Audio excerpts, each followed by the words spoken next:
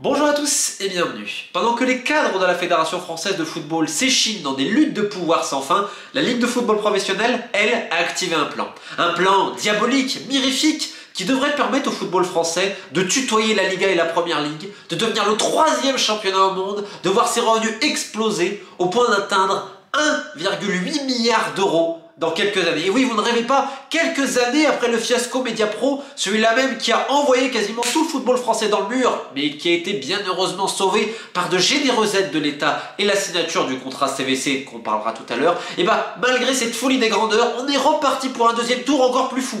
À l'époque de Mediapro, on était le milliard, les présidents de clubs y croyaient tous. Évidemment, on a vu ce qui s'est passé et toutes les personnes qui étaient un peu dans les droits TV, on en a également parlé bien avant sur cette chaîne, avaient vu la catastrophe arriver. Donc tu te dis, et là j'entendais les discours, parce qu'on a eu Mediapro et Covid, et là j'entendais le football va changer, maintenant s'il est temps d'être raisonnable, de se serrer la ceinture.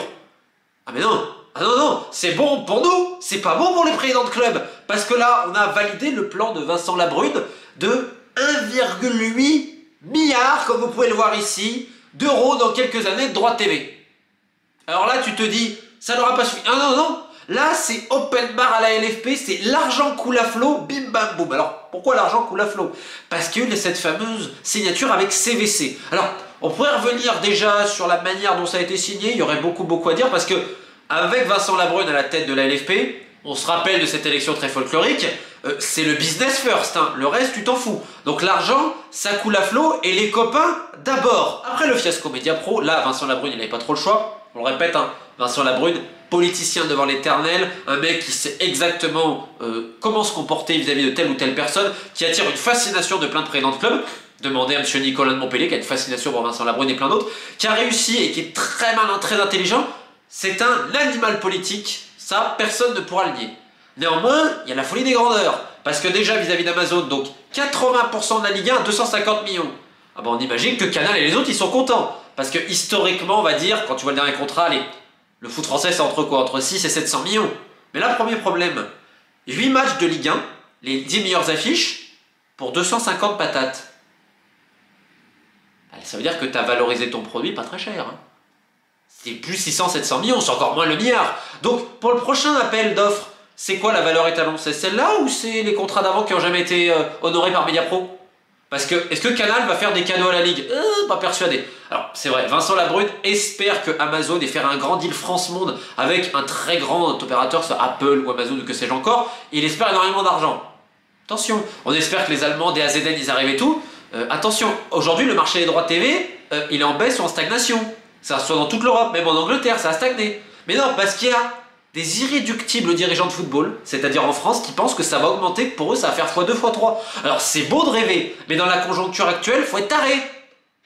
Ou prendre peut-être certains types de produits. Alors, à la place, on devrait écouter Pierre Maes, qui est l'un des plus grands experts au monde des droits TV, qui t'avait expliqué vis-à-vis de Mediapro avant que ça allait cracher, et qui là continue de le dire. Faudrait peut-être écouter ce monsieur, hein, au lieu d'écouter je ne sais trop quoi, mais soit. Donc, on le rappelle, il y a cette signature d'Amazon, là Vincent Labrune n'a pas trop le choix et tout. Bon, il essaye de glisser sa boîte de prod au milieu, mais comme on m'a dit à la LFP, oh mais il est plus président. Ouais, mais il est toujours propriétaire, quand même, toujours des actions. En plus, les mecs m'avaient appelé pour me prendre pour un con. J'adore absolument le service après-vente de la Ligue de football professionnel. Bref, passons.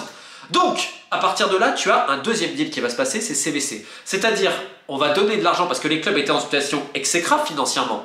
Et alors oui, ils ont dit Mediapro et le Covid, mais ça date d'avant. Avant Mediapro, avant le Covid, ils sont quasiment tous en dette. Ils ont tous besoin de vendre. Suffit de lire les bilans de la DNCG pour se rendre compte que le déficit structurel, il est dans tous les clubs, hors 2 ou 3, entre la Ligue 1 et la Ligue 2.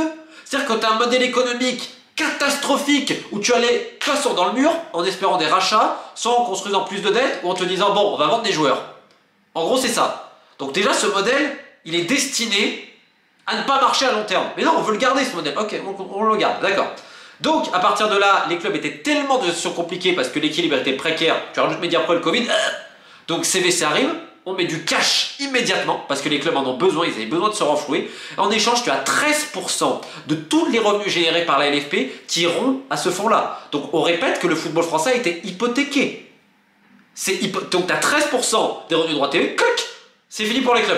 Ça va directement à son investissement en échange en effet de nombreux cash actuellement parce que les clubs en avaient besoin. Ok, on a compris ça. Sauf que ce deal-là s'accompagne de la société commerciale de la Ligue, qui était une volonté et tout. D'ailleurs, on retrouve Mathieu Chicot, qui était dans le deal de Mediapro à l'époque. Alors, certes, il avait un rôle secondaire par rapport à l'ancien secrétaire général Didier Quillot. Néanmoins, ça pose quand même question que malgré l'échec là, tu peux continuer. Hein. Pareil pour Didier Quillot, très grand ami de Vincent Labrune, qui aimerait bien un peu le placer à la Fédération Française de Foot. Mais soit ainsi. Donc tu arrives avec ces deals-là. Maintenant, ils se sont tous réunis. Donc il y a du cash en effet à la LFP. On a acheté un nouvel immeuble. Alors là, c'est incroyable. Plus de 120 millions. Un truc qui, il y a 3 ans, valait 45-49 millions. Alors, je ne savais pas que l'immobilier a autant augmenté à Paris. Hein. Comment aller? Je crois que c'était 49 millions que ça avait été acheté il y a 3-4 ans. Et là, tu l'achètes plus de 120 millions. 38 000 euros du mètre carré, ça fait? C'est plus cher que les Champs-Élysées? Alors, soit la LFP, c'est les plus grands pigeons de l'année, soit il y a un truc que je comprends pas dans la vente. Hein. Mais normalement, on devrait se pencher un peu dessus. Alors, je ne parle pas des primes, des ci, de là, données à tout le monde. La soupe, elle est bonne. Là, on commence les grandes soirées, les grands gueuletons. On sort l'argent de partout. Alors, c'est la crise pour tout le monde, mais pas pour la LFP. Hein. Et troisièmement, là, on embauche. Alors, pourquoi pas? On essaie de professionnaliser, de structurer. Il y a même un responsable buvette qu'on cherche, mais en bac plus 5. Donc, bon, allez, ok. Feuille des grandeurs, la société commerciale et tout le reste. Et là, vous avez la LFP qui a brandi un business plan qu'on va montrer avec les dirigeants de club, mais je ne résiste pas à l'idée de rigoler un petit peu quand même. Alors, regardez bien, vis-à-vis des droits TV au niveau local. Donc, on estime qu'au prochain appel d'offres, ça devrait monter vers 863 millions. Et en 2008-2029, juste les droits domestiques, plus d'1 milliard. Enfin, qu'ils expliquent comment, dans un marché qui est en stagnation, en déficit, toi t'arrives à augmenter, bon d'accord, hein, pourquoi pas. Et là, ce qui est le plus savoureux, c'est les droits TV à l'international. Parce que la Liga, par exemple, c'est ce qui fait sa richesse, c'est à peu près 800 millions, ça leur rapporte. Mais t'as la Première Ligue et la Liga qui se vendent à l'étranger. La Ligue 1, ok, pour le PSG, donc t'as BeIN un peu en plus qui est sur le contrat. Mais déjà, il y a un premier point, c'est que les droits TV seront uniquement redistribués, à l'étranger seront uniquement redistribués aux clubs qui font les Coupes d'Europe. Ça a été adopté par la LFP, selon les points de ton coefficient UEFA. Donc ça veut dire que tous les autres, les gueux, non, c'est fini. Premier point à noter. Et donc là, on estime, comme vous pouvez le voir, hein, donc déjà on va doubler la prochaine fois. Alors est-ce que Messi sera là, Neymar et Mbappé? Parce que si on regarde un peu la Ligue 1 à l'étranger, je suis désolé, mais on la regarde pour le PSG, hein, on va pas pour autre chose. Et alors là, on est dans le délire absolu. En 2007-2028, 350 millions. Ils seront quasiment à x5, x4,5. Ok. Alors évidemment, les partenaires, on pense que ça va augmenter. Et là, vous avez vu le petit digital. Alors là, on estime un x10. Pourquoi? Parce qu'en fait, c'est les NFT et tout ça. Parce qu'il y a notre ami Didier Quillot qui a lancé quelque chose, donc on veut aider le copain. Donc là, il y a eu une espèce de démonstration. Vous avez des présidents de clubs qui comprennent rien aux NFT comme moi. Ils étaient tous là, oui, parce qu'on leur a dit ça va vous faire plus d'argent. x10. Alors, je veux bien qu'il y ait de l'optimisme, mais il va falloir se calmer. Et là, on vend le projet. C'est le 3e championnat au monde. Alors l'Italie, pour eux, alors c'est vrai que l'Italie, ok, donc l'Italie, oublie. La Bundesliga, bah non. Alors, la raison, c'est pourquoi la Bundesliga, c'est pas bien. Je cite, c'est parce que eux, ils n'ont pas d'investisseurs étrangers, donc ils vont se planter. Donc c'est vrai que les investisseurs, type ceux qui sont à Nancy, là, qui sont en train de couler le club d'Ostende, c'est bien. Oui, d'accord. Donc, en gros, c'est Micmac et compagnie, on aime bien, mais quand tu fais pas trop Micmac et que c'est local, non, ça va pas. Alors ça va peut-être avec l'idée qu'a Vincent Labrune, donc déjà de dire 3e championnat, quasiment 2e, faut qu'il le justifie quand les clubs français, c'est aujourd'hui de filiale, hein. Lorient avec Bournemouth. Lorient, c'est un gros club de Ligue 1 cette année, quand même. On peut dire tout ce qu'on veut, c'est un club établi en Ligue 1. Bournemouth arrive, bim bam boum, meilleur joueur. Châteauroux, Nancy, Troyes, et là il y a d'autres clubs qui vont passer en finale anglaise, et on a le culot de dire l'outrecuidance de croire que tu es quasiment ex aequo avec la Liga. Mais donc, mais est-ce que ça n'a pas à voir avec l'élitisme aussi de Vincent Labrune et d'autres personnes qui rêvent d'une Ligue 1 à 16 clubs? Ah, ça on n'en parle pas trop. Donc là on essaie de faire passer la pilule. Alors, t'as d'autres personnes qui seraient contents, à l'époque Canal était un peu là-dessus et tout. Donc en fait, on veut réduire le nombre de clubs en Ligue 1, on veut créer quelque part, j'allais pas dire un boys club, mais un club très fermé, où les droits TV que tu vendras à l'étranger seront uniquement redistribués aux clubs qui font les Coupes d'Europe, et les autres, qu'est-ce qu'on fait? Et dans le même temps, parce qu'on a des présidents de clubs très intelligents qui comprennent rien à rien, qui se sont crachés une fois, mais qui vont encore se cracher 2 fois, qui là sont persuadés que c'est bon. Ben, les mecs, ils vont budgéter ça en droits TV.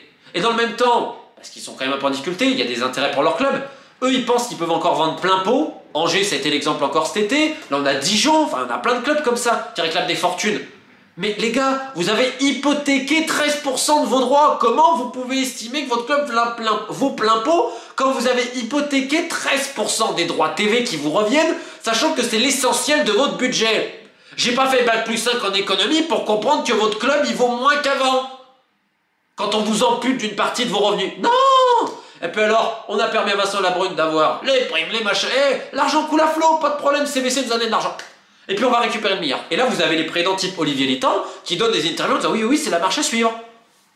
Alors en fait, des fois, je suis désespéré. D'un côté, vous avez la Fédération Française de Foot.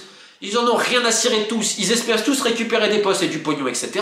Vous avez la LFP, ils vivent dans un monde absolument parallèle, fait de soirées, de mondanité, de primes données aux copains, de petits arrangements et de grands rêves d'enfants en espérant avoir le milliard, le milliard, le milliard. Alors, peut-être que le football français va continuer à s'améliorer. Peut-être que Messi va jouer jusqu'à 45 ans et que Mbappé fera toute sa carrière au Paris Saint-Germain avec Neymar. On n'en doute pas. Néanmoins, même si c'était le cas, ça ne bénéficierait qu'à une partie. C'est, on va dire, les clubs européens, peut-être les locomotives, etc.